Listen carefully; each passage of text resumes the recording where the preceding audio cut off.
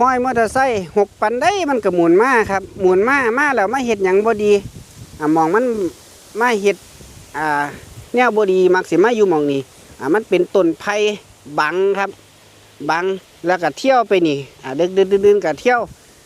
ยวดีแล้วก็มามักมั่วสุมกันอยู่หม่องนี้ครับเอ็มก็เลยสิเอาต้นไผ่กอนี่ออกครับแล้วก็กอพุ่นน้ำนะเพื่อให้มันดูแบบโล่งโปร่งบ่ให้สามารถที่จะมานั่งมั่วสุมกันอยู่นี่แล้วก็ต้นไม้ยุค่าผู้ใดมาซื้อเอ็มก็สิขายครับ2ต้นนี่เดี๋ยวให้เพิ่น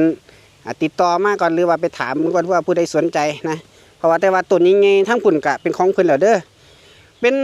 ห้วยธรรมชาติครับแต่ว่ามอเตอร์ไซค์วัยรุ่นเที่ยวจนทางเป็นโศกพี่น้องเบิ่งคักกว่าหูหนูอีกนี่มันบังลม